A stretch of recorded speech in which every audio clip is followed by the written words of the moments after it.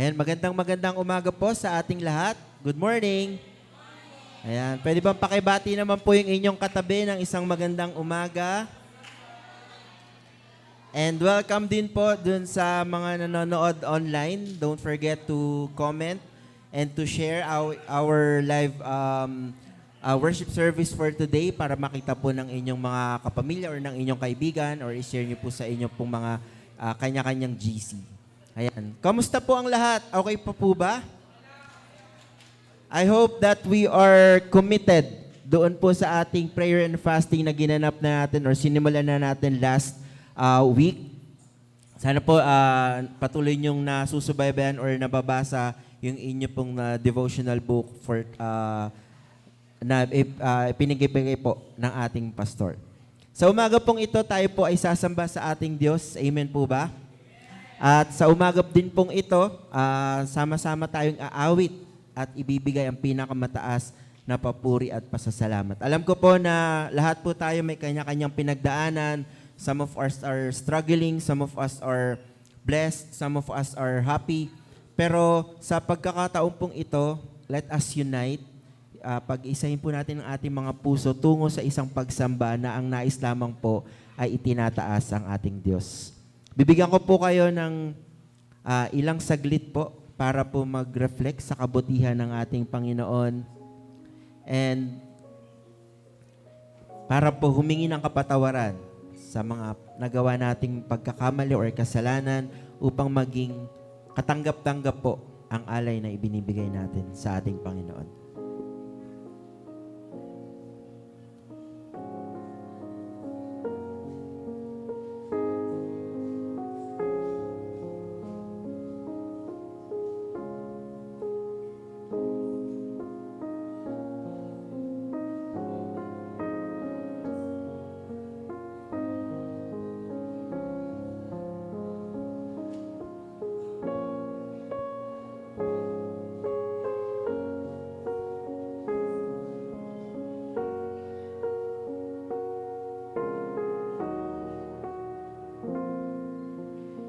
Si Yahweh na ating Diyos ay lubos na parangalan. Sa harap ng kanyang trono, tayo ay manambahan. Si Yahweh ay banal. Yan po ay mula sa awit 99 verse 5. Tayo pong lahat ay sasamba sa ating Panginoon. Minsan pa nga po palakpakan natin ang ating Diyos. Tinatawagan ko po ang Praise and Worship Team at ang Creative Hearts para po pangunahan tayo sa ating pagsamba. Isang magandang umaga po sa ating lahat. Ayan, medyo ano yung boses ko. Ayan po, so this morning, napaka ganda ng panahon, di po ba? Napakasaya po na magkita-kita po tayo bawat isa ng may saya, di ba po? So ngayon po ay nahinya ko po yung sumabay at umawit sa umagang ito. Tayo po ay magpupuri, magpapasalamat sa ating Panginoon, sa mga ginawa niya sa ating buhay, sa mga nagdaang panahon, nagdaang mga araw, nagdaang mga, especially this prayer and fasting, di po ba? Di ba during our prayer fasting, ano po ba yung mga naisin ng ating mga puso? Di ba? We have this mga bagay na gusto nating ilapit sa Panginoon, mga pagbabago sa ating buhay na tunay na tayo makapagpalapit sa ating Panginoon, di po ba? And right now, as we gather today, as we worship the Lord as one church, tayo po, paramdaman natin sa ating buhay, sa ating puso ngayon, na nag-iisa lamang ang ating nananais ng ating puso. At yun lamang ang ating Panginoong Diyos, di po ba? Let's all stand. Tayo po'y umawit, sumamba, ibigay ang boses, ibigay ang lahat. Di lang po kami nakatayo dito para kumanta lang sa Panginoon. Sabay-sabay po tayong aawit sa Kanya. Sa harapan ng Kanya. Kasi ang nais ko.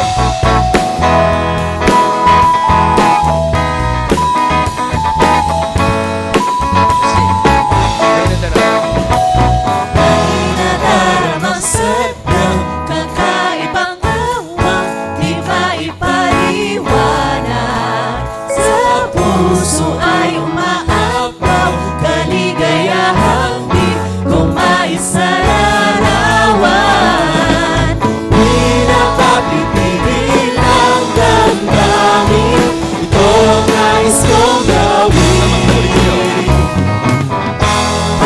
magpapuri sa'yo ng buong puso ko at magdiwang sa kabutihan mo.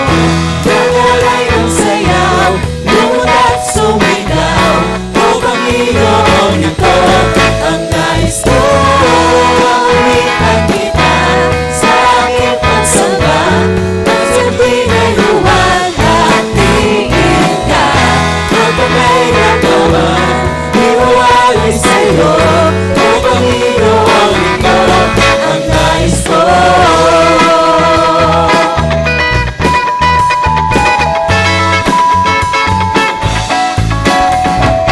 May nadaramang sadyang kakaibang hamon, di maipaliwanag. Sa puso ay umaapaw, kaligayahang di ko maisalarawan.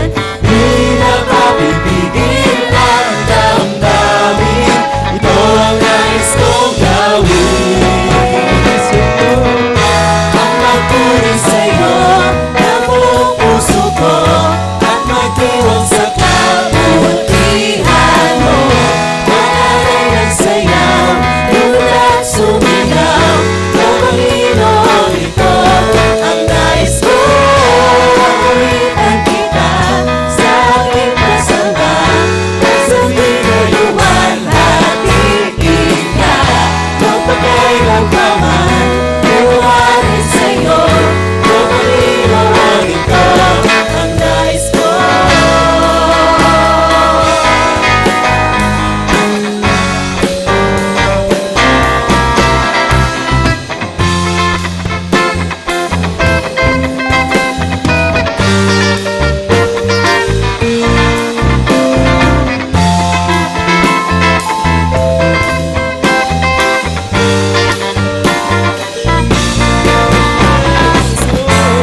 Magpuri sa'yo ng buong puso ko at magdiwang sa kabutihan mo. Nangalay ng sayaw, lumot at sumigaw, o Panginoon, ito ang nais ko. Puritan kita sa aking pagsamba, pagsabi na'y luwalhatiin ka. Magpakailan ka man, iwalay sa'yo, o Panginoon, ito ang nais ko. Magpuri sa'yo ng buong puso ko at magdiwang sa kabutihan mo. Magalay ng sayaw, lumot at sumigaw, o Panginoon, ito ang nais ko. Puritan kita sa aking pasamba, pagsabi na luwalhatiin ka. Magpakailan ka man, iwalay sa'yo, o Panginoon, ito ang nais ko.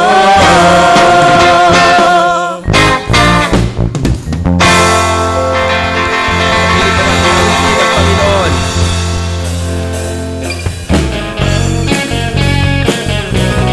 Tanging siya lamang, wala nang iba, sapat na.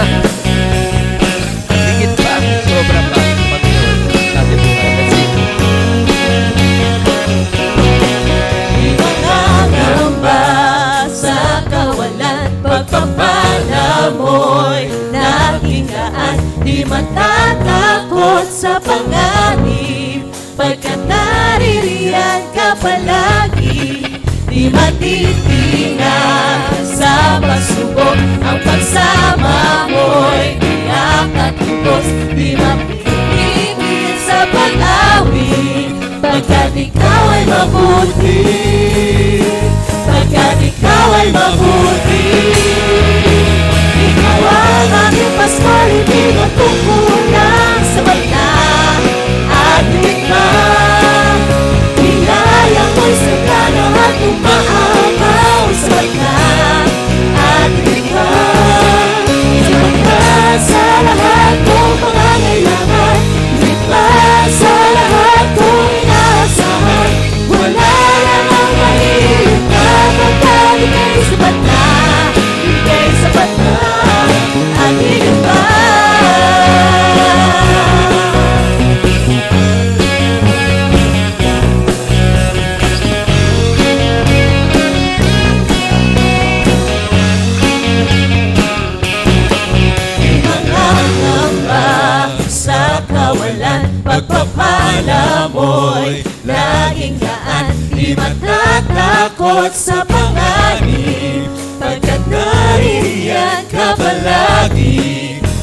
Pilipinas. Sa pagsubok ang magsama mo'y tiyak at lupos, di mapipigil sa paglawig, pagkat ikaw ay mabuti.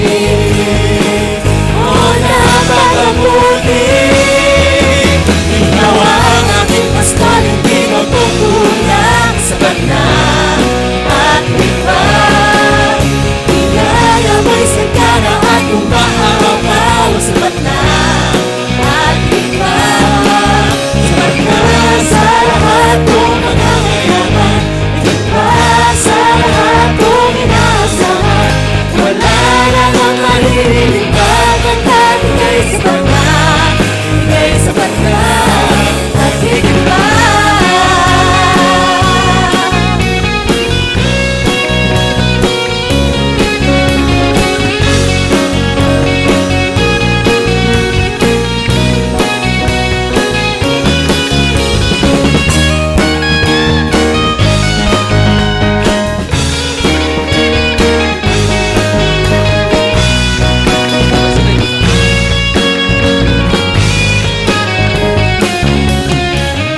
Ikaw ang aking pastol, hindi magkukulang. Sapat na at higit pa, biyaya mo'y sagana at umaapaw. Sapat na at higit pa, sapat na sa lahat kong pangangailangan, higit pa sa lahat kong inaasahan.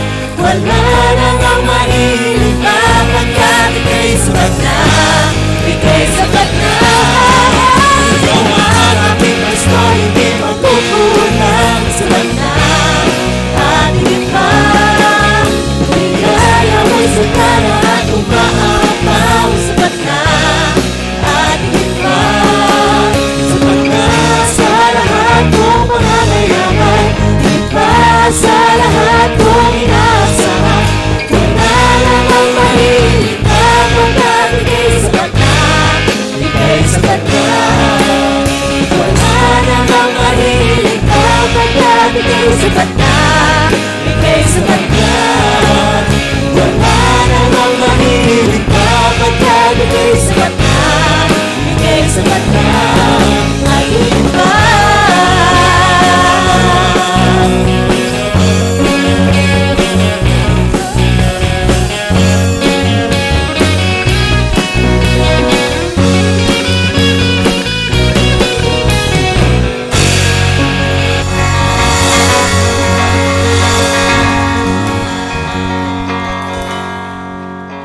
Pwede muna tayong umupo saglit.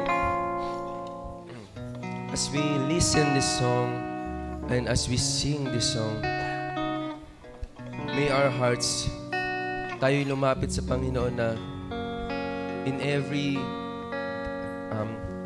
night, sa mga gabi natin, sa araw-araw nating dinadanas. Minsan, di ba, may mga pagkakataon tayo na lumalapit, umiiyak, hindi binibigay yung mga kabigatan natin sa Panginoon. And this God that we know, living in our hearts, ito yung Diyos na nagbibigay ng pag-asa. Ito yung Diyos na nagbibigay ng kagalingan. Ito rin ang Diyos na nandyan lagi sa tabi natin para tayo'y samahan sa ating dinadanas ng buhay. This God gives joy, and this God comforts us sa ating mga kalungkutang dinadanas. And as we sit right now, ating idaing sa ating Panginoon lahat ng ating dinadalang kabigatan this moment, remembering Him, glorifying Him, that this God is greater than all, especially sa ating buhay. Laging sasambitin, ikaw ang aming kanlungan at sandigan. Let's sing this song.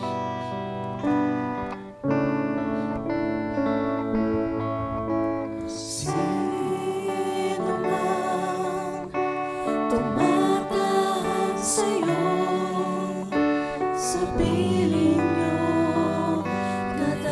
taas ang Diyos. Sino man tumatahan sa'yo, mananatili sa kapangyarihan mo.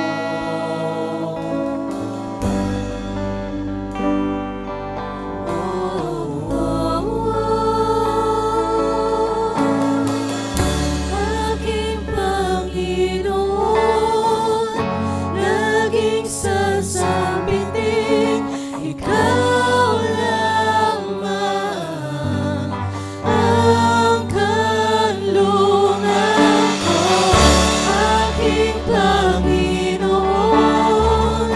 laging sasabitin, ikaw lamang ang sandigan ko. Tiwalay na sa'yo.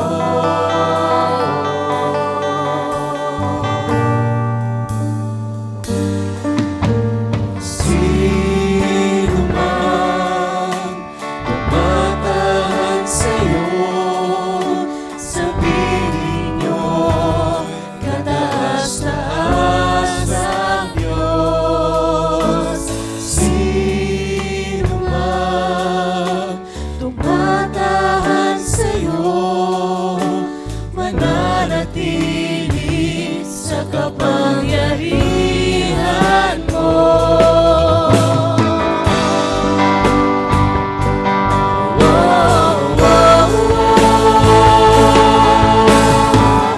Aking Panginoon, laging sasabitin, ikaw lamang ang kanlungan ko.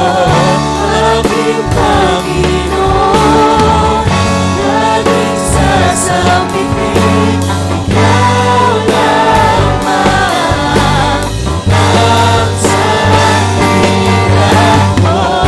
Aking Panginoon, laging sasabitin, ikaw lamang ang kanlungan ko.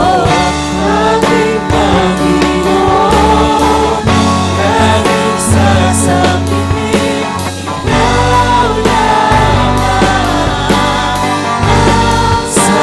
sandigan ko.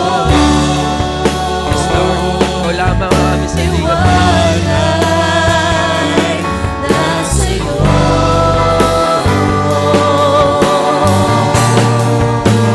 Sa oras na ito, Lord, samahan niyo kami sa aming mga dinadanas namin, Panginoon. We give your name on high, Lord. Kay karapat-dapat, Panginoon, ikaw ang Diyos sa aming mga buhay. Ikaw ang tanging Diyos. Kailangan at purihin, Panginoon, anumang pagsubok, anumang kasiyahan na aming dinadanas, Lord. Tanging ikaw lang ang tataas namin. Salamat, O Lord, for all. Bless you, Lord. Kaya kami aawit sa iyo, Panginoon. Pupurihin ka. Tataas ang iyong pangalan, Lord. Laging sasambitin namin sa iyo. Let's sing once more. Aking Panginoon. Aking Panginoon, laging sasabitin, ikaw lamang ang sanlungan ko. Aking Panginoon, laging sasabitin, ikaw lamang ang sandigan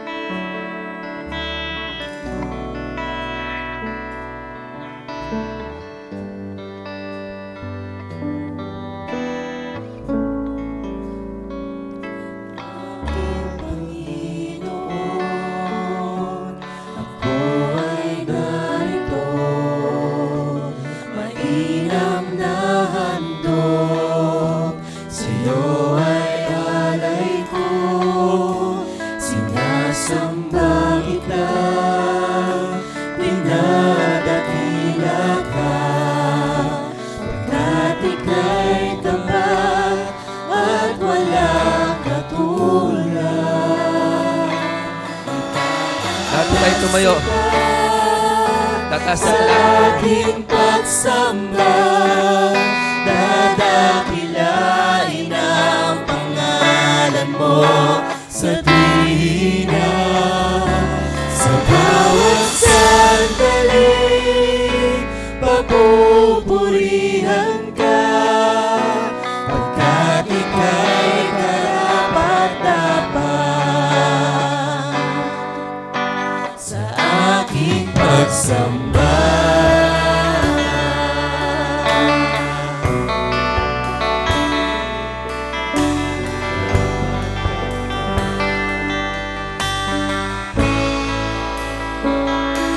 Ating Panginoon, ako ay narito, mainam na handog, sa'yo ay alay ko, sinasamba kita, dinadakila ka, pagkat ika'y tapat at walang katulad. Tataas kita sa aking pagsamba, dadakilain ang pangalan mo sa tuwina. Sa bawat sandali, papupurihan ka, pagkat ika'y karapat-dapat.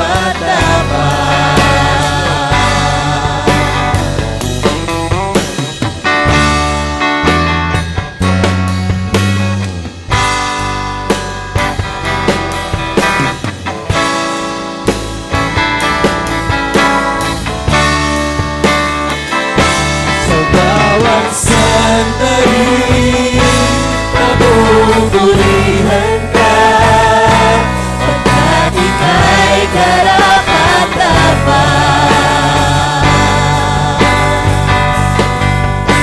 Ika'y karapat-dapat.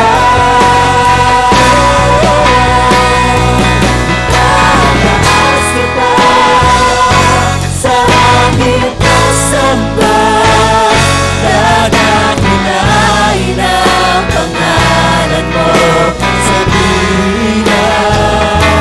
Sa bawat sandali,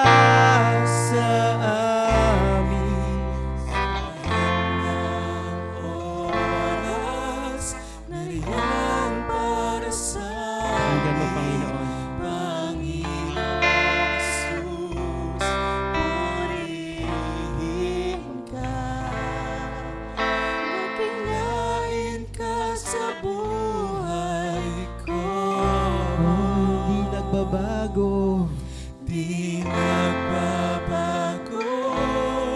Diyos ka sa amin, tanging sandigan, nariyan masamin, Panginoong Jesus, maghari ka, magliwanag ka sa buhay ko. Magliwanag, magliwanag ka sa buhay ko. Magliwanag, Magliwanag ka sa buhay ko. aming Ama.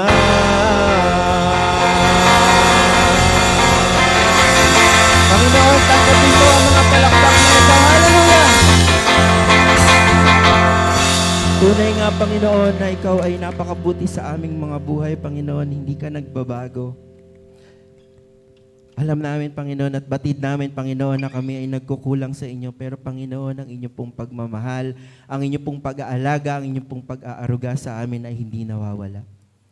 Maraming salamat po, O Diyos, sapagkat alam po namin na kami po ay minsan nagkakamali, minsan ay hindi po tapat sa inyo, pero kayo po ay nananatiling tapat sa aming mga buhay. Hindi po namin yun deserve, Panginoon, pero napakalaking salamat po, Panginoon, sapagkat minahal at hindi niyo po kami pinapabayaan, O Diyos. Sa amin pong pagsamba, Panginoon, nawa kayo po ay nalugod. Ang aming pong boses, ang aming tinig, ang tinig ng praise and worship ng congregation, ang pagsasayaw ng Creative Hearts, Panginoon, ay inaalay lamang namin sa inyo at wala nang iba.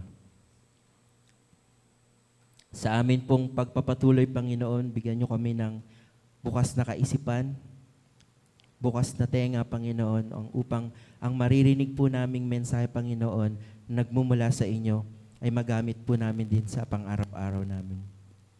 Salamat sa Panginoon sa patuloy niyong pag-iingat sa amin, especially sa amin pong prayer and fasting na nagsimula po last week. Salamat po sa patuloy niyong patnubay at pag-iingat sa amin. Maraming salamat din po sapagkat binigyan niyo kami ng technology so that pwede pong makarinig yung mga wala po dito sa physical church, Panginoon, through online. Pinapanalangin ko po, Panginoon, na bigyan nyo kami ng maayos na connection upang hindi po maputol ang aming FB Live. Sa oras pong ito, Panginoon, wala po kaming hinihiling na iba, kundi ikaw ay makatagpo at marinig ang inyong salita. Maraming salamat po muli, Panginoon. Tunay nga na hindi ka nagbabago sa aming mga buhay. Maraming salamat. Ito po ang aming panalangin sa matamis na pangalan ni Jesus. Amen at amen.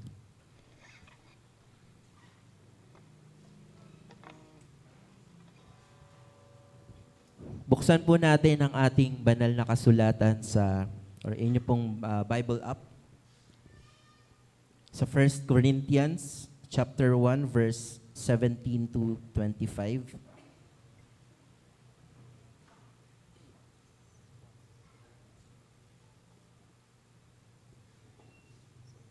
Unang Korinto, Kapitulo 1, versikulo 17 hanggang 25.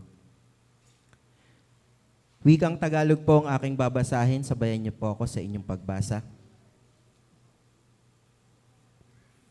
Sapagkat isinugo ako ni Kristo, hindi upang magbautismo, kundi upang mangaral ng magandang balita, at hindi sa pamamagitan ng mahusay na pagtatalumpati at karunungan ng tao, nang sa gayon ay hindi mawalan ng kabuluhan ang pagkamatay ni Kristo sa krus. Ang mensahe tungkol sa pagkamatay ni Kristo sa krus ay kahangalan para sa mga taong napapahamak. Ngunit ito'y kapangyarihan ng Diyos para sa ating mga naliligtas. Sapagkat nasusulat, sisirain ko ang karunungan ng marurunong at gagawin kong walang saysay ang katalinuhan ng matatalino. Ano ngayon ang kabuluhan ng marurunong ng mga tagapagturo ng kautusan ng mahuhusay na debatista sa kapanahon ng ito? Ipinapakita ng Diyos na ang karunungan ng sanlibutan ito ay pawang kahangalan lamang. Sapagkat ayon sa karunungan ng Diyos, hindi niya pinahihintulutang siya'y makilala ng tao sa pamamagitan ng kanilang karunungan. Sa halip, minarapat niyang iligtas ang mga nagpapasakop sa Kanya sa pamamagitan ng magandang balita na aming ipinapangaral, na sa tingin ng iba'y isang kahangalan. Ang mga Hudyo'y humihingi ng himala bilang katunayan. Karunungan naman ang hinahanap ng mga Griego. Ngunit ang ipinapangaral namin ay si Kristo na ipinako sa krus, na para sa mga Hudyo ay isang katitisuran at para sa mga Hintil ay isang kahangalan. Subalit sa mga tinawag ng Diyos, maging Hudyo o maging Griego, si Kristo ang kapangyarihan at karunungan ng Diyos. Sapagkat ang inaakala nilang kahangalan ng Diyos ay karunungang higit pa sa karunungan ng tao, at ang inaakala nilang kahinaan ng Diyos ay kalakasang higit pa sa kalakasan ng tao. Diyos po ang mapapurihan sa pagkabasa ng Kanyang salita. Tayo po ay makakaupo na. Buksan po natin ang ating puso't kaisipan sa mensahe po nating maririnig ngayong umaga na nagmula sa Diyos, na ihahatid po sa atin ng ating brother Rio Angeles.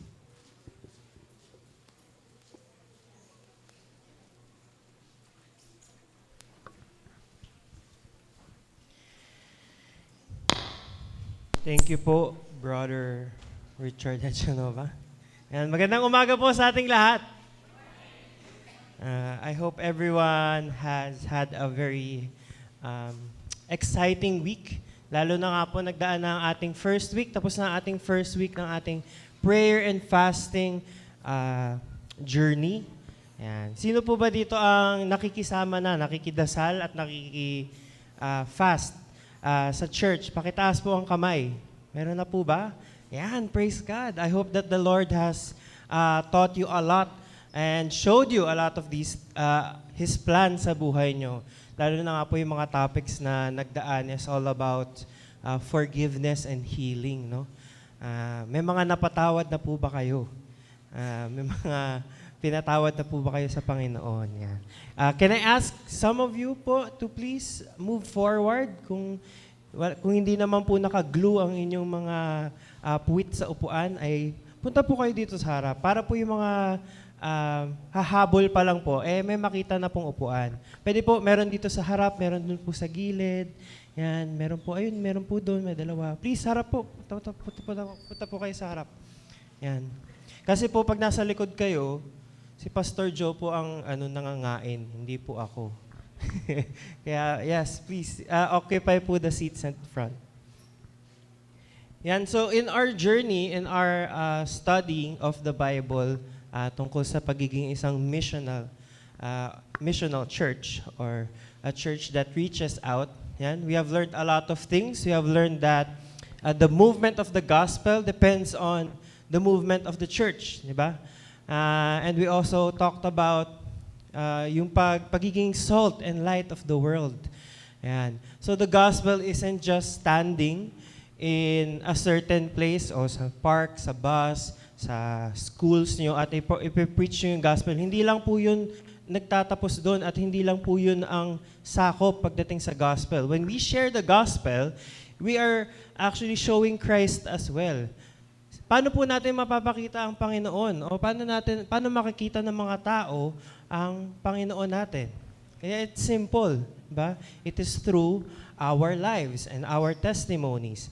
How we live is how we testify or how we show, how we proclaim the gospel of Christ. Yan. Sabi nga po ni P. Joms last week, in-encourage po tayong lahat na pagdating ng end ng service is that we go around and we bless. We proclaim blessing upon someone that you have not met. Pero nung iniisip ko po last week, we already do it. I feel na hindi lang natin naiintindihan yung ginagawa natin during this part. After Pastor Jojo or kung sino po man ang nagbe-benediction sa harap, we sing a song. Anong song po yun? Nakita mo, sa sobrang automatic natin, hindi rin natin alam yung title. We sing now unto Him. Di po ba? Yung nagfa-flash pa sa screen yung mga pandemic phases ng Kalookang Christian Chorus. Di ba? We sing, now unto Him who is able to keep you from falling. That is a benediction po. So I encourage everyone, when we sing that song, when we sing now unto Him, we don't sing it as just a song of response na, kakanta tayo para tapos na yung service. It is a declaration of blessing to one another. We just sing it as one congregation. Diba? Give Him the glory and the majesty, both now and forever. Amen. We declare blessing. Yan. So karugtong po yan sa encouragement ng ating Pastor Jomel na to also use that time to go around and bless one another and declare blessings to each other. Yan. So today, we will also be talking about the gospel itself and how to be a missional church. Ayan po. This was in the letter ni Paul sa 1 Corinthians or sa mga Corinthians, ang kanyang unang letter sa mga Corinthians. Ayan. Wag po kayong mag-alala, this will not be parang a sermon on what not to do. Pero we take this as something of a encouragement. Yan, from our one of our favorite apostles, Paul. Yan. So, our topic for today talks about keeping it simple.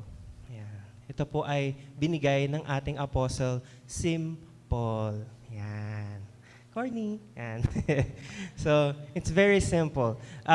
A short background on the book of, in first chapter ng Corinthians, bago po tayo pumunta sa verse 17 onwards. It actually talks about, syempre yung una yung greetings. Yan, greet muna ni Paul, "Oy, good job everyone, I am blessed to see you."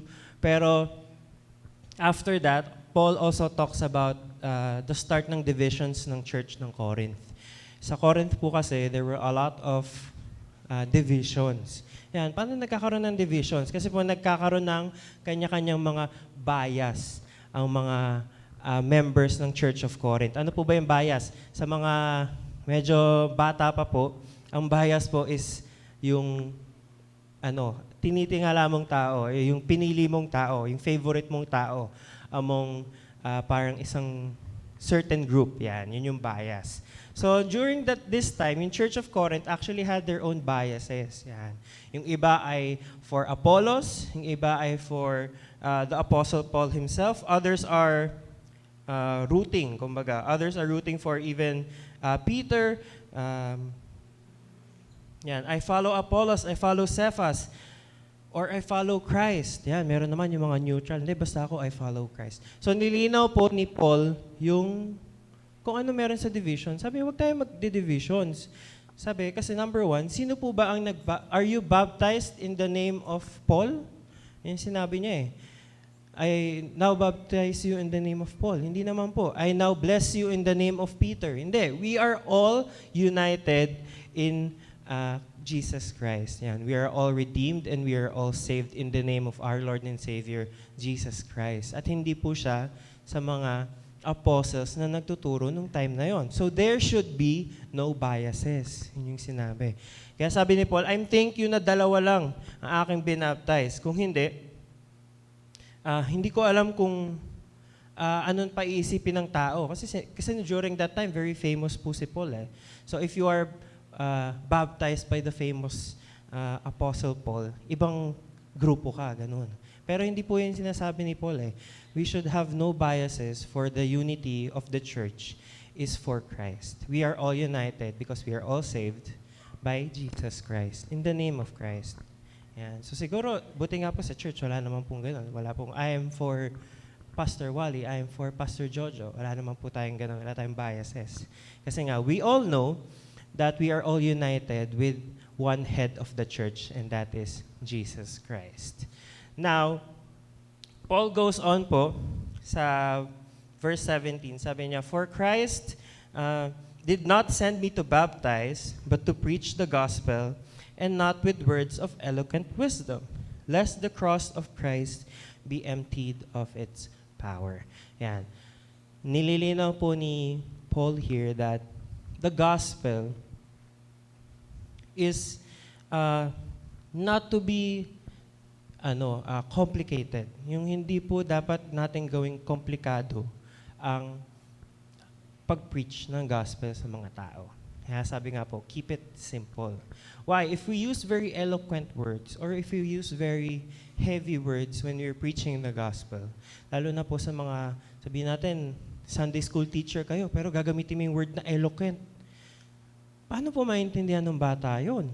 Di po ba? That's why we should use, we should only show the simplicity of the gospel, that Christ died and took the sins of the world para tayo ay muling makakonect sa ating Panginoon in the kingdom. Yan.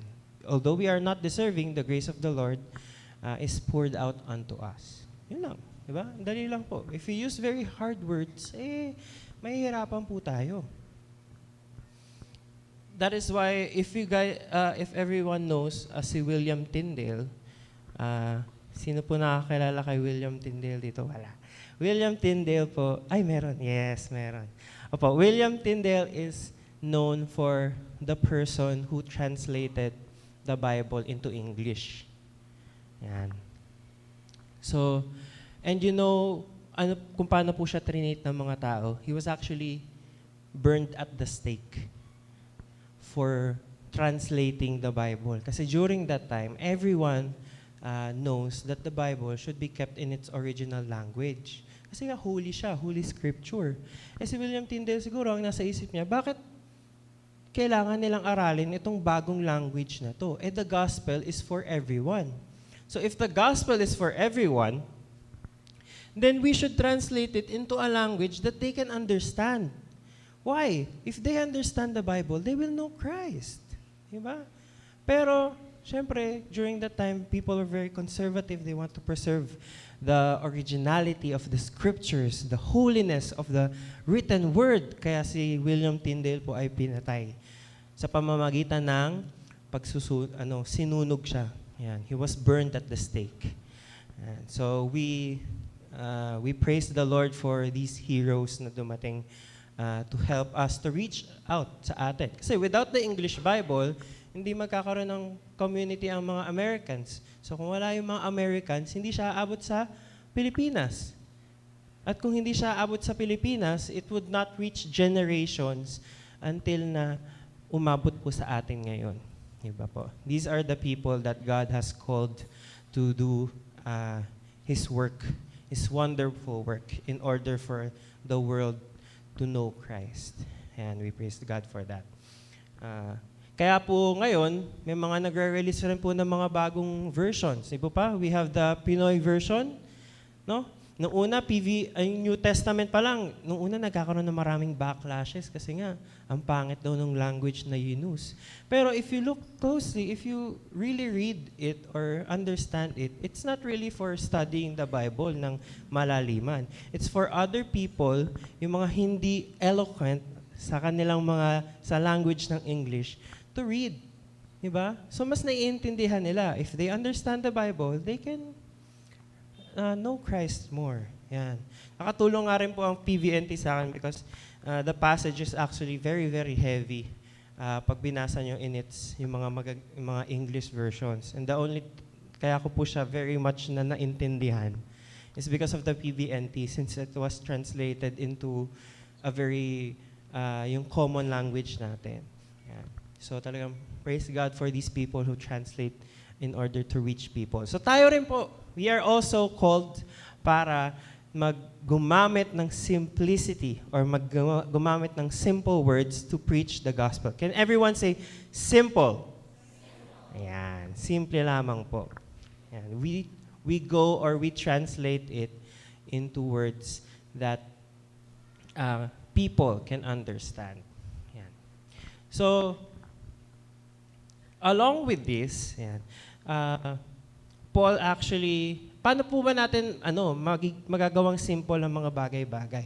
Kasi nga, syempre, ang hirap naman po yun kasi from English, yung heavy English, itatranslate natin sa Tagalog. Tapos, syempre, yung Tagalog, baka masyadong malalim, natin. So, paano natin nakukuha yung skill na yon? Yan. Paul tells us that the skills that we have comes from the power of the cross or power of Christ. So we have received the power of the cross and are called to use it for the proclamation of the gospel. Tayo po ngayon, ang mga, the people who believe in Jesus Christ have already received its power and now we are called to use it to proclaim the gospel. Now, sabi sa verse 18 to 25, Paul talks about the power of the cross, wherein wisdom, yung katalinuhan ng Biblia o yung katalinuhan ng cross, which is Christ, comes from God alone. Yan. It's something that even the human mind o utak ng tao ay hindi mako-comprehend at hindi magagamit para maintindihan ang gospel ng Panginoon. For us po kasi, it's easy. Dahil meron tayong background or we are raised in a very religious country. So pag sinabing si Jesus Christ, pag sinabing si God, pag sinabi ang banal na Espiritu, meron na tayong common knowledge with it. Kaya pag sinabing ang Panginoong Jesus ay pinako sa krus para sa iyo, maiintindihan mo siya na, may tao na that has died a very tragic death para sa atin. And after 3 days ay nabuhay ulit.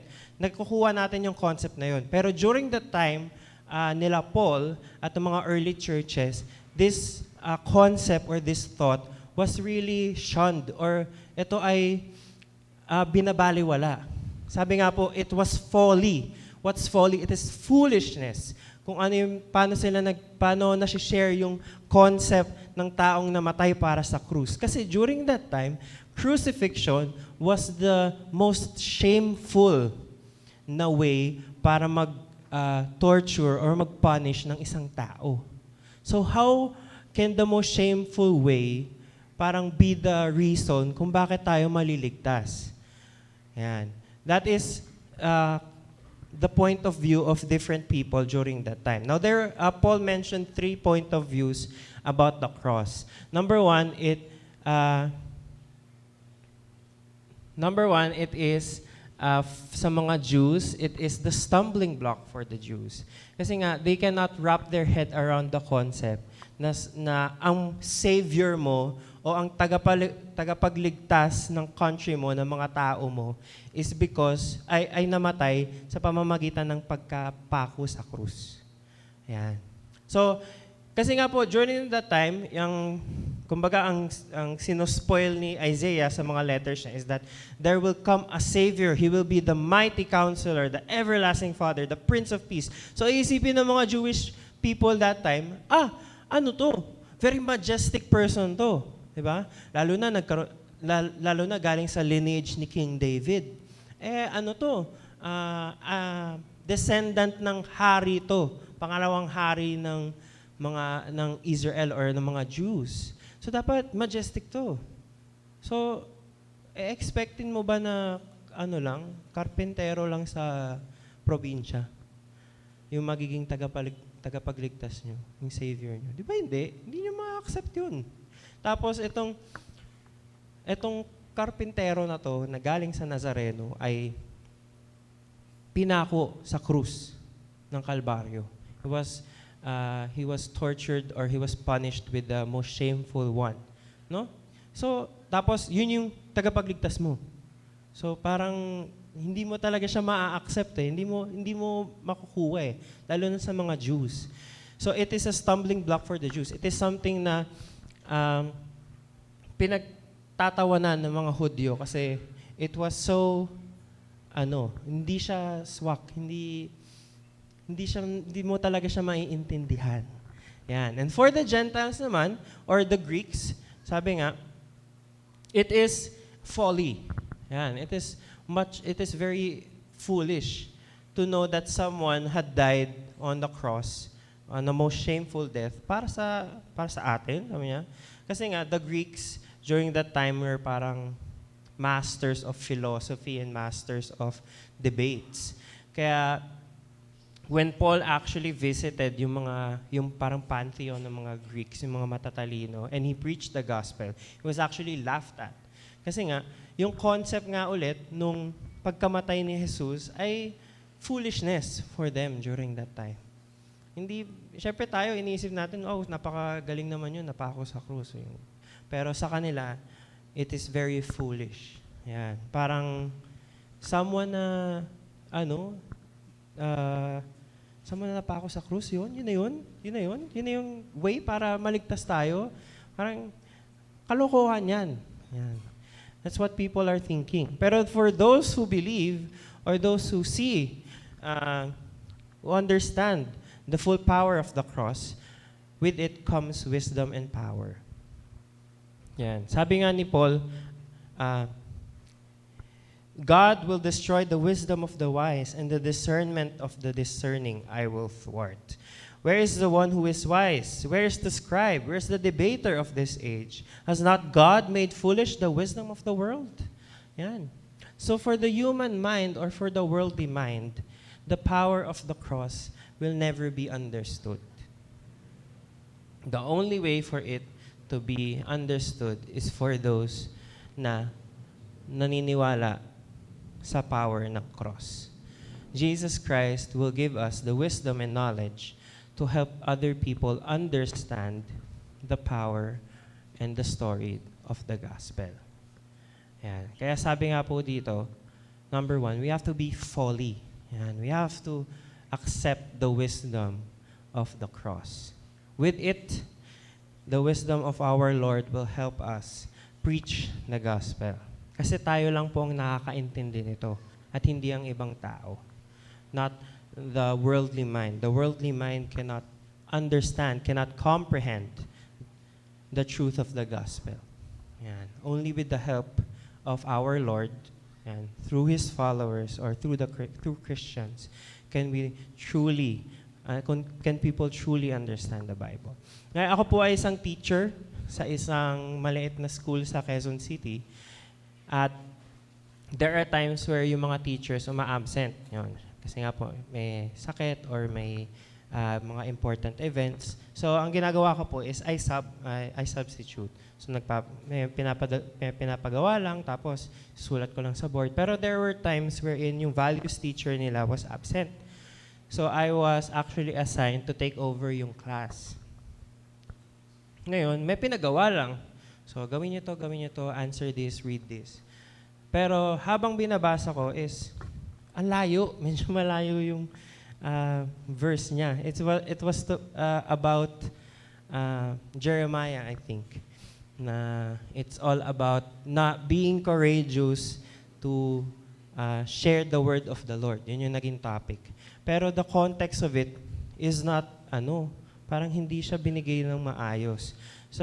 So what I did was, after nila gawin yung activity, mga mabibilis naman gumawa, I explained it to them. Ito yung nangyari kay Jeremiah. So binabash siya ng mga tao, pero ang dali-dali lang sabihin na, binabash niyo ako, ayoko na kayong kausapin. Pero he was called by the Lord to be a prophet and to proclaim this. Sabihin niyo sa mga Israelites na kailangan kayo magtino. Kung hindi, kukunin ulit kayo ni Lord from Israel. Yun po yung context. Long story short, I explained it to them, and that was when they actually understood yung lesson na binigay sa kanila. Ayan. Kasi nga, when they were reading it, they just see it as something or just a normal story. Pero when you show na ito yung sinasabi ni Lord dyan. Kaya tayo dapat courageous sa Bible, courageous sa pag-share ng word ng Panginoon is because we are called to do it, mga ganun. So, the kids were actually surprised na, ganito pala yun. So, there were a lot of things that they asked after that, and I actually shared ang gospel sa kanila. And some of them actually prayed with me. Yan. So, I'm praying that I will continue to disciple mga batang ito. And they can continue to know more about the Lord. Yan. So I would rather be foolish sa mata ng mundo so that I may have wisdom from the Lord to understand His Word. Yan. So, another thing na sinabi ni Paul tungkol sa mga tao na who will spread the gospel, yung mga folly. Sino-sino ba yung mga folly? Sabi ni Paul, nakikita nyo ba na yung mga tao ngayon sa church o kayo ngayon ay mga taong parang middle class or yung mga taong normal, yung mga hindi pinanganak sa mga magagarbong pamilya. Yan. Yung mga tao sa Corinth during that time were average, if not very poor people. Yan. Sabi nga, may mga mayayaman o may mga galing sa mga ganun, pero there are so few, hindi marami. Kasi nga, sinasabi ni Paul, number 2 is that God actually calls the weak. Ayan, yung mga mahihina, yung mga mabababa, yung mga nasa laylayan ng society. Ayan. Why? Because God equips the unqualified. Yan. The standards of the world are not actually the standards that we have to use at church. Yan. God has chosen the unqualified to do His work. The standards of the world is not to be applied to the church. So for example, pag may pumunta sa church na isang CEO ng isang malaking business, does that mean na pwede na siya na dapat ang maging pastor ng church? Or siya na dapat ang maging chairman of the board ng church automatically? Hindi po. God calls those who are unqualified as well. Mainly unqualified. Kasi nga, He wants to build up these people into leadership. So, and how the Lord moves rin po. Kasi nga po, ang ating mga pastor, mga magigiting na pastor, si Pastor Jojo actually came here with long hair, tapos parang pag nilapitan mo, mananapak, ganun. So nakatayo lang daw siya sa likod, naka-cross yung arms, tapos nakatingin lang sa ano. Wala daw may gustong lumapit. Yan. Tapos whenever we also talk about Pastor Jomel, lalo na yung mga estudyante niya, pag may mga bumibisita dito, sinasabi talaga namin, Pastor Jomel ba mabait sa inyo? Sabi niya, opo, mahigpit po, pero mabait po siya. Yan. Kaya sinasabi namin, alam niyo ba dati, parang pag nilapitan mo yan, hindi mo alam kung sasapakin ka o hindi. Talagang nakaganon lang pag naglalakad siya. So, can you imagine these people to be the pastors of your church, the kind-hearted and very faithful men of God? Di ba? It's because hindi dahil ganun talaga sila naturally. It's because the Lord has equipped them and transformed them to be the people or to be the leaders ng simbahang ito. Yan. So, tayo po, we should not be afraid when we are called by the Lord to do His ministry or to do His work. Kapag tinap na kayo na baka tinatap ka na ni Lord to join this ministry or tinatap ka na ni Lord to be a leader sa small group or sa grupong ito, hawakan mo na. Sasabihin mo, hindi ako ready.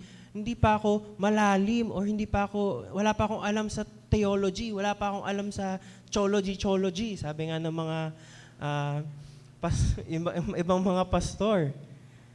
Hindi kailangan na malalim sa theology, people. Why? Because the wisdom and the power comes from the Lord. All we have to do, all we have to have is to be ready in our spiritually. Saka, hindi ka naman itatap ni Pastor Jojo or hindi ka itatap ng mga leaders natin kung alam nilang hindi pa kayo ready.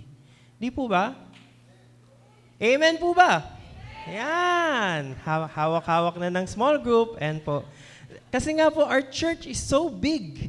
Pero, it's sad to say, lalo na sa akin na naghahawak ng mga, some of the ministries, that parang wala pang 1/8 or 1/10 ng mga tao dito sa church are actually active in the ministry. Hindi lang po sa praise and worship, sa CH, pero we are looking for people sa ushering. We are looking for people to help us sa multimedia, sa technical team, sa Sunday school. We are looking for teachers. Pero every time we tap people, every time we ask them, baka gusto mo nang pag-pray to join this ministry, ang laging sinasabi, wala pa akong alam sa theology. Wala pa akong alam sa ganito. Kaya nga po, i-equip kayo ng Panginoon. Paano tayo i-equip? Siyempre, through the help of the leaders as well. Hindi naman po kayo papabayaan ni Tita Terl na, yan, klase mo yan, sa'yo na yan. Ikaw na bahala dyan. Hindi, ititrain po tayo. Parang sa praise and worship din, tinatrain kami ni Ate Pam. Sa choir, I train the people na bagong sali. Yan.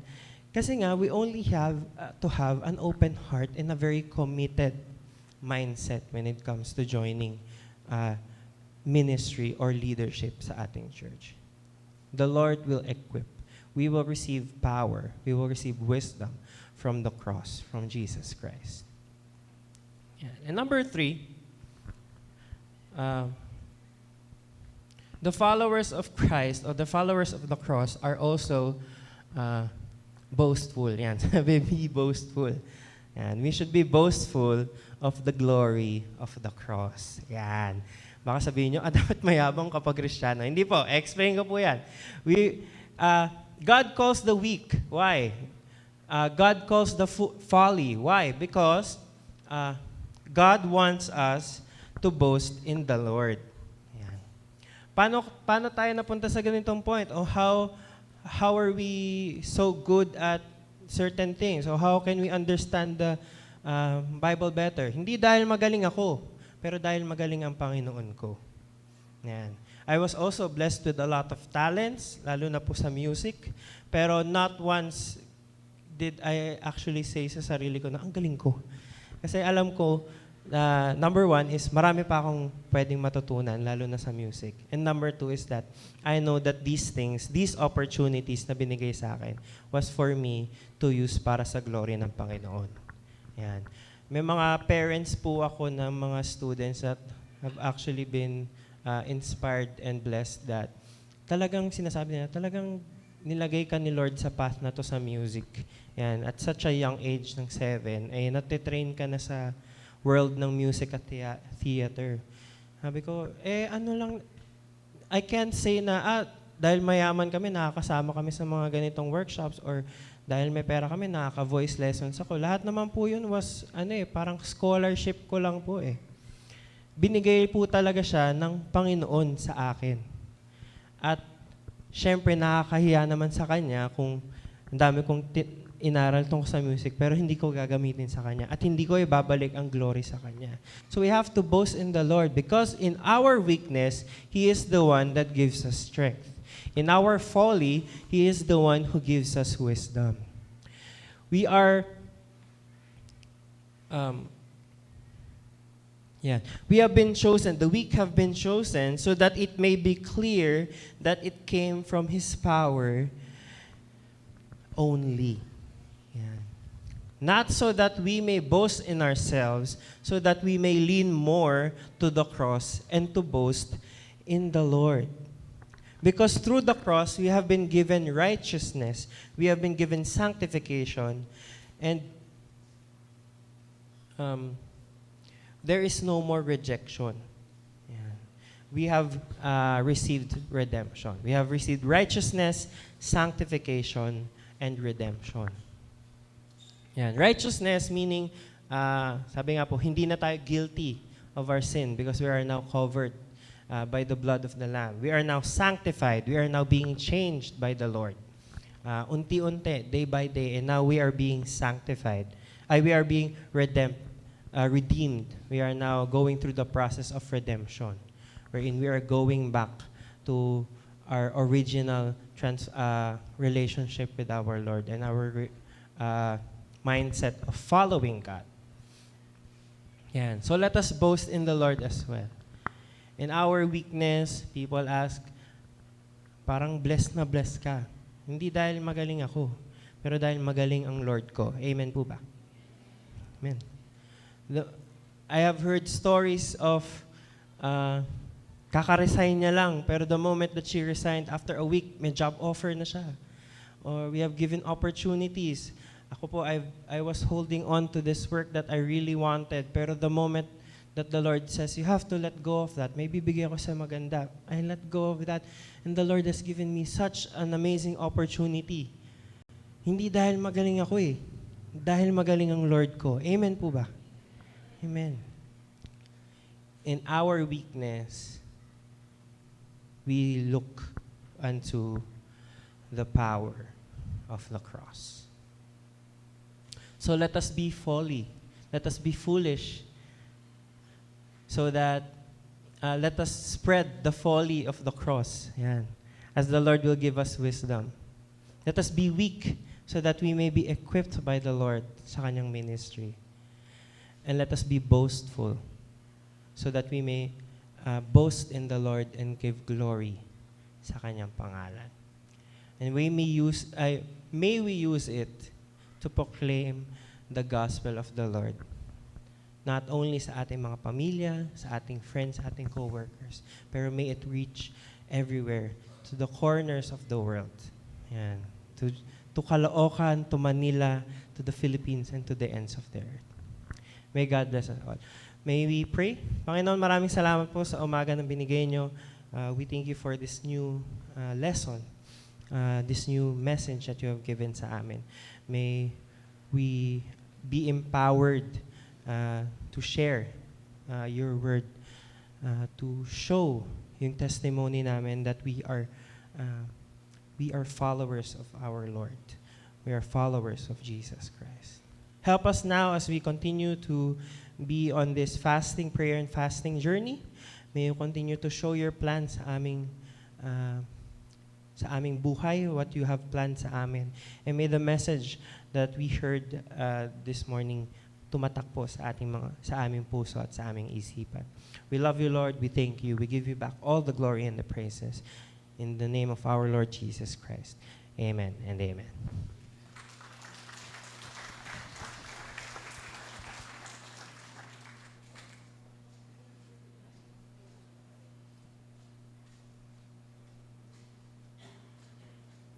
Tayo pong lahat ay tumayo at banggitin po natin ang ako'y isang katiwala sa diwa ng isang panalangin. Ako'y isang katiwala, ang lupa ay sa Panginoon at ang buong narito. Ang sanlibutan at silang nagsisitahan dito. Kinikilala ko ang Panginoon na may lalang, may-ari, taga-alalay at tagapamahala sa buhay. Sa Kanya ako'y nabubuhay, kumikilos at may pagkatao. Ang aking buong pagkatao at lahat ng aking tinataglay ay sa Kanya. Ang aking panahon, talento, hanap buhay, mga mahal sa buhay at mga material na tinatangkilik ay mula sa Diyos. Bilang katiwalang Kristiyano, kinikilala ko ang pagiging Panginoon niya sa aking buhay at ako ay magsusulit sa Kanya pagdating ng araw. Ngayon ay aking inihahandog ang Kanyang ikapu at ang aking kaloob na nauukol sa Kanya. Tayo po ay makakaupo na. And meron po tayong dalawang ways for us to give the tenth of the Lord in our offering.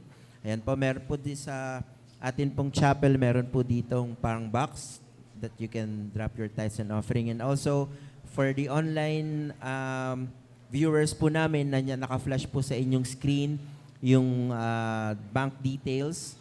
So, paki-screenshot na lang po so that you have a copy of the details. And then, ayan po, Sunday school, every first and fourth Sunday, meron po silang classroom. Yun po, yung after po ng praise and worship, usually kinukuha sila and then dinadala po din sila sa may likuran. And then second Sunday po, meron po silang junior worship service, which is also nandun din po nangyari sa likod. And then every third Sunday, meron po silang halo-halo fellowship. And today, meron. Halo-halo fellowship. So mamaya po yan, 2 p.m. So makipag-ugnayan po kayo kay Ate Terl para po sa details ng halo-halo fellowship. But mamaya po yan, meron 2 p.m. And then, table talk entitled Family. Ayan po, later po yan, 2 p.m. din. Dito naman po yan sa CCC Chapel. And then, midweek prayer service every Wednesday po. Every first Wednesday po ng month, nagkakaroon po tayo ng hybrid na midweek service. So, meron pong online and then meron din pong on-site. And then for the Zoom link, ayan, makipag-ugnayan po kayo sa ating Pastor Jojo Angeles. And then, gaya po ng sinabi ng ating kapatid na Rio kanina, yung mga wala pa pong small group, makipag-ugnayan lang din po kay Pastor Jojo and then kay Pastor Joms para po mabigyan kanila kayo ng mga details. And then every Saturday po, CCC choir practice, that's 5 p.m. Pinangungunahan po yan ng ating Maestro Rio Angeles. And then, ayan, patuloy po nating ginaganap ang ating prayer and fasting. I hope na tayo po ay committed dito sa atin. And then, on the week of January 27 to February 1, 2025, magkakaroon po tayo ng Ablaze Week. Wala pang oras, but I think this will be around 7 p.m. 7:30. 7:30 p.m. ang Ablaze po natin. That will start on January 27, so that's Monday. Ayan, welcome po. So, meron po tayo ditong dalawang balikbayan. Isa from Canada and isa from Australia. So, from Canada, siya po si Raquel Orenia. And then from Australia, meron po si Boy De Leon. Ayan, so pwede po kayong tumayo so that you will be recognized by the congregation. And then meron din po tayong mga first timer. Ayan, si Johan Grace Ople or Johan. Pwede po ba siyang tumayo? Yes. And then si Jovelyn Roquin. Ayan. And then si Randel Damse. Ayan. So, welcome sa aming church. Let us sing our welcome song. Welcome you, brother, in the name of the Lord. We welcome you, sister, in the name of the Lord. This place is much better because you came and we love you in Jesus' name. We welcome you, brother, in the name of the Lord. We welcome you, sister, in the name of the Lord.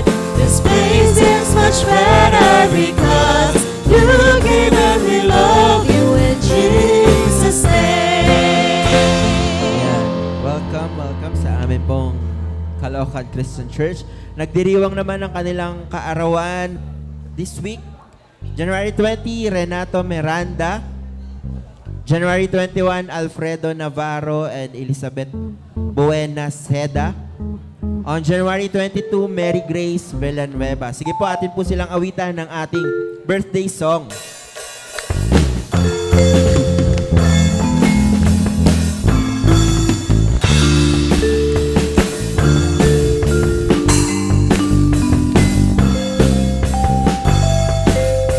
Maligayang bati sa'yo sa pagsabit ng kaarawan mo. Sana ay lagi kang pagpalain ni Kristo. Maligayang bati sa'yo. Tinatawagan ko po ang ating Pastor Jojo Angeles for any announcement pa po and for our closing prayer.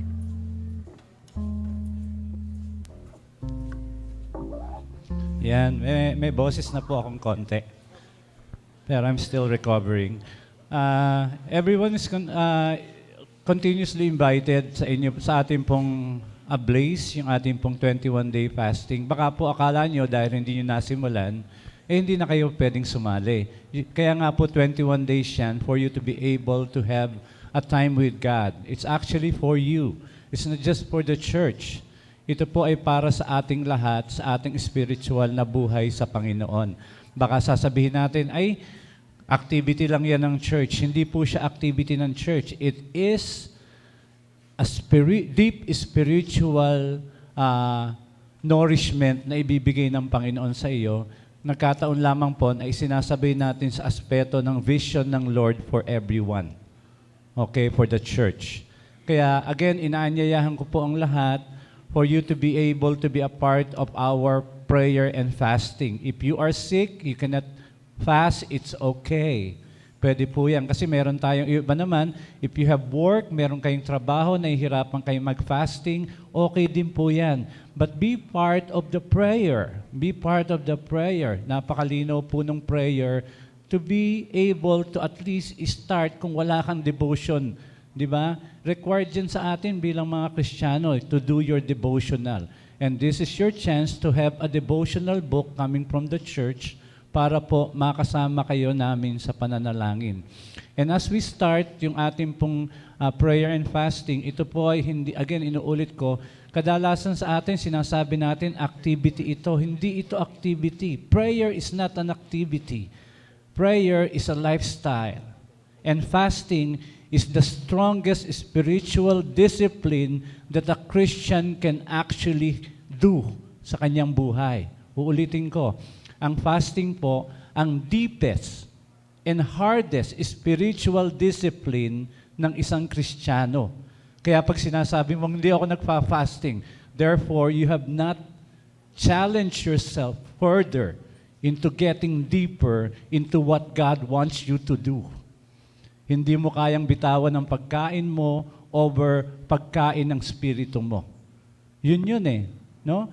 And if you are, again, kagaya po nung sabi ko, kung may sakit ka, don't touch your cellphone. Pwede mong i-fasting yan. Huwag kang mag-social media. That's fasting. Pero can you do it? See? That is fasting. No? Iyan ang pag-aayuno. A better relationship and stronger relationship with God by letting go of the things that are disturbing you and disrupting your life, your spiritual life with God. Kaya pag sinabi mo, baka nagpo-promote ka pa, hindi ko kaya yan, wala yan. You're actually getting against what God wants us to do. And that is to get deeper into Him. Okay? So, this is the start of our second week, no? Second week na natin ng fasting. We have 14 days. Again, hindi ito bilangan kung gaano katagal ka nagfa-fasting. Ano? It's actually you and the Lord. No? It's you and the Lord. Huwag mo sabihin, hindi ko kaya yan, sasabihin mo sa lahat. No, it's between you and the Lord. Then tell the Lord, hindi mo kaya. No? But please do. And do have a prayer time. Do have a devotion. Do have a rhythm towards the vision that God wants us to go through. No? You want to be foolish, you want to be weak, you want to be boastful, you have to understand the cross. And that is through prayer, through the Word of God, that's going to nourish you for the next 14 days and beyond. Simulan mo na. Nasimulan na natin ngayon, simulan mo na. Nakakatuwa yung mensahe kanina kasi sabi ko, bukod sa binanggit yung pagiging long hair ko, ngayon no, less hair na ako eh. Pero ang pinaka nakakatuwa po dito mga kapatid is that we are moving forward to understanding the Scripture in a very youthful way, at the same time well explained. Kaya nais ko po na tayo ay ma-empower pa. Let's continue to be equipped, no? At ang magandang matatandaan natin, we have to be foolish with God, because foolish in the power of the cross. We have to be weak, no? So that the power of the cross is strong in us, and we have to boast in the Lord. Yun po ang mensaheng napakalinaw ngayon na isinasaad sa ating lahat. We are called to be the spreader of gospel, not the spreader of sama ng loob, spreader of mali ka, masama ka, makasalanan ka. We are a spreader of Jesus Christ in the name of Jesus Christ alone. Hindi po tayo tinawag ng Panginoong Hesukristo para maging pulis kung sino ang nagkakasala o hindi. Tinawag po tayo ng Panginoon para ilaganap ang kanyang ginawa at ang kaligtasan sa krus. Therefore, we are foolishness to the world. If people say you are foolish for Jesus, then you are blessed. If your friends say kung ano-ano ang pinagsasabi mo tungkol kay Kristo, then you are foolish in the world. Congratulations. Kaya ito po ang challenge para sa ating lahat today. God is moving in this church, and I'd like you to move with the church. If you're not going to move with the church, nakakalungkot naman. Because God is leading us to the direction and vision of being a missional church. Tayong lahat. Hindi lamang mangilan-ngilan, kundi tayong lahat. Tayo pong lahat ay tumayo. Let's all stand.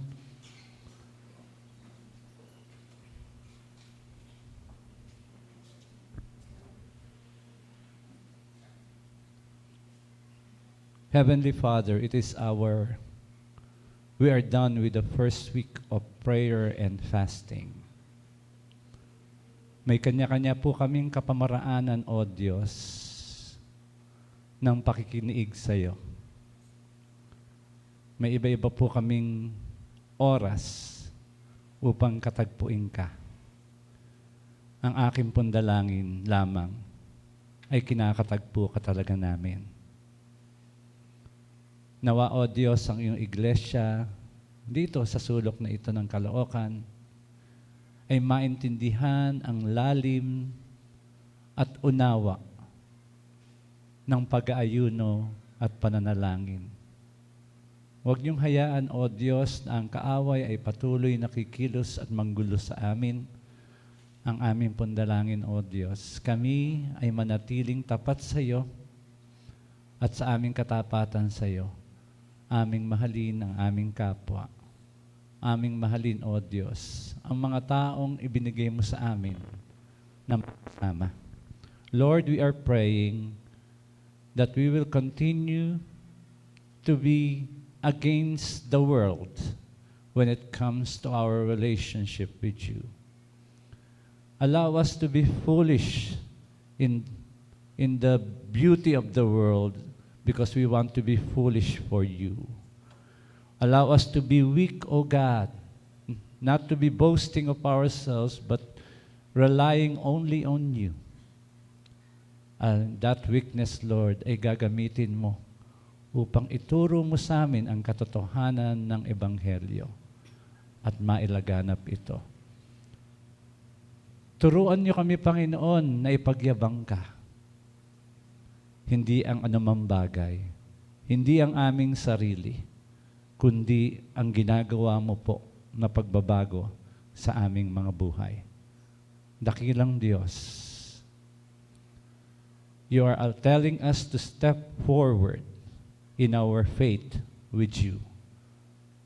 And with this, O God, we are letting go of the things that are foolish in the world so that we can move forward and make a dent, be relevant in our Christianity. Being missional, not just with our words, not just with our Bible studies, not just with the passages that we are living in our social media, but with the lives that we are living. Yung aming pong mga buhay, yung aming isinasapamuhay. Dakilang Diyos, samahan niyo po ang bawat isa sa amin. Banal na Espiritu, kumilos ka po sa amin. Overrule us, O God.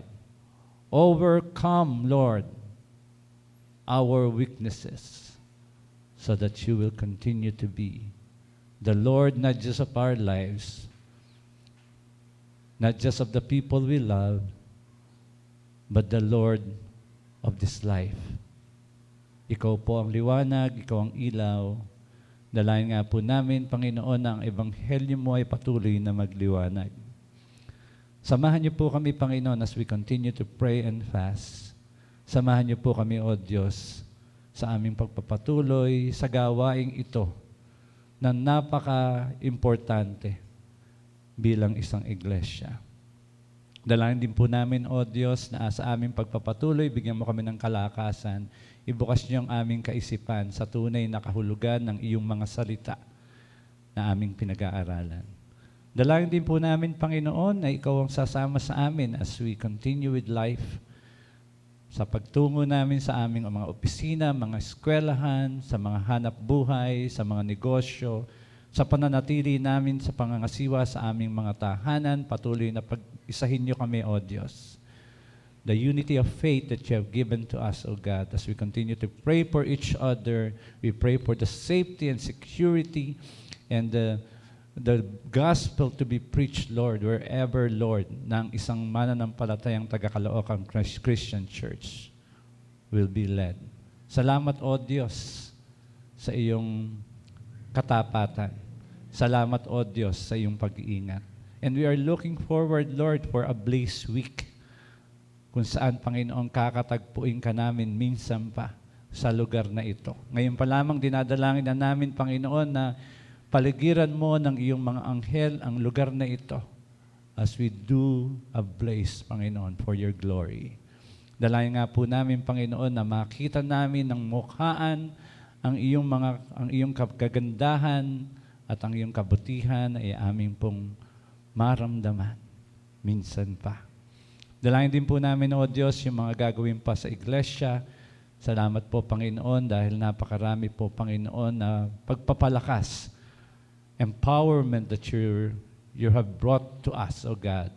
We pray for the ministries, Panginoon, ng iglesyang ito. For the creative hearts, Panginoon, the praise and worship, the choir, the ushers, the team of deacons, O God, the Sunday school, and many more. Salamat po, Panginoon. At amin pong dinadalangin yung amin pong mga activities sa hinaharap. Hindi lamang po ito mga activity, kundi mga bagay na makapagpapalakas ng aming buhay mananampalataya at makapagbibigay ng luwalhati sa iyo. We praise you, Lord, for the church. We praise you, Lord, that you have brought us here. Hindi aksidente, kundi upang maunawaan namin, Panginoon, ang aming pong pagkatao, ang aming existence, at ang aming layunin na dapat gawin. Dalayan po namin, Panginoon, na ikaw po ang magbigay ng kagalakan sa lahat po na nagdiriwang ng kanilang kaarawan, and even those who are celebrating in another way, in a different celebration, O God, patuloy namin silang dinadalangin, that their celebration will be centered on you. Yun din po ang aming dalangin sa mga nagdiriwang ng kanilang anniversary. Once you have brought them together, we are praying, Lord, na patuloy mong pagtitibayin ang mga relasyon, yung mga mag-aasawa, Panginoon, sa iyong iglesia, patuloy mong pagtibayin, Lord, ang kanilang relasyon. Dalayan po namin, Panginoon, that you will strengthen also our family. Yan po yung topic namin mamaya sa table talk. Amin pong dinadalangin na pagtitibayin niyo ang mga pamilya namin. We're praying for the sick, O God. Dinadalangin po namin yung kambal na aming mga anak dito. Si Julian at si Jasmine, dalayan po namin, Panginoon, ang kagalingan sa kanila. We continue, Lord, to reach out and pray for Ses, Panginoon, sa kanya pong kalagayan. Dinadalangin po namin, Panginoon, na tunay, O Diyos, na you will provide, Lord, not just for the financial provision, O God, but for the healing, O God. Yung kanyang pangangailangan mental, emotional, higit sa lahat, physical. We bless you, Lord, for being a church that has online.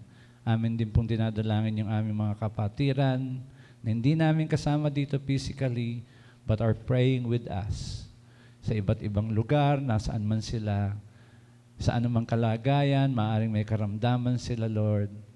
Dalayan ko po, O Diyos, na ikaw po ang kakatagpo sa kanila. Hindi man namin sila makadaupang pang palad ngayon, Lord. Give them, Lord, the embrace that you're giving us here sa loob ng bahay iglesia.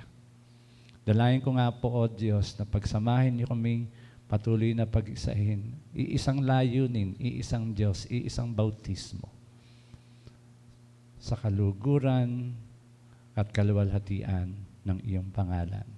Ito po, O Diyos, ang aming dalangin ng may papuri at pagsamba sa matamis na pangalan ni Jesus. Amen at amen. Caloocan Christian Church, may the Lord bless you and keep you. The Lord make His face to shine upon you and be gracious to you. The Lord turn His face toward you and give you peace. In the name of the Father, and of the Son, and of the Holy Spirit. Amen, amen, and amen.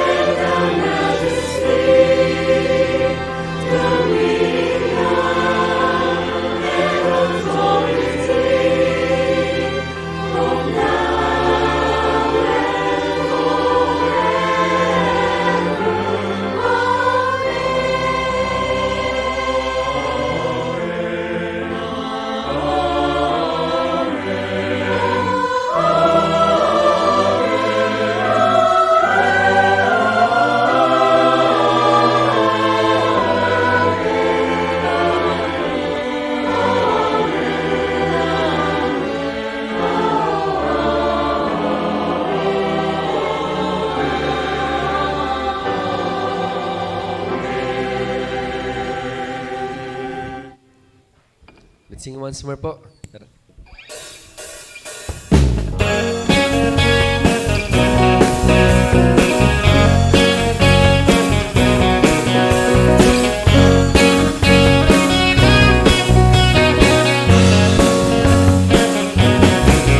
Nangangamba sa kawalan, pagpapala mo'y laging daan. Di matatakot sa panganib, pagkat nariyan ka palagi. Di matitignan sa pagsubok, ang pagsama mo'y tiyak at lubos. Di mapipigil sa pag-awit, pagkat ikaw ay mabuti. Pagkat ikaw ay mabuti. Ikaw ang aming pastor, hindi magkukulang sa paglang at ikaw. Kaya mo'y sagana at umaapaw sa paglang at ikaw. Sapat sa lahat kong pangangailangan, sapat sa lahat kong inaasahan. Wala namang magiging kapag ika'y sapat na, ika'y sapat na, magiging pa.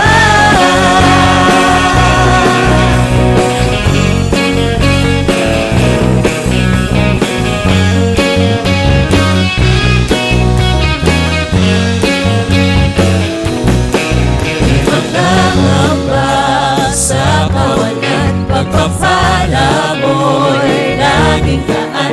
Di matatakot sa panganib, pagkat naririyan ka palagi.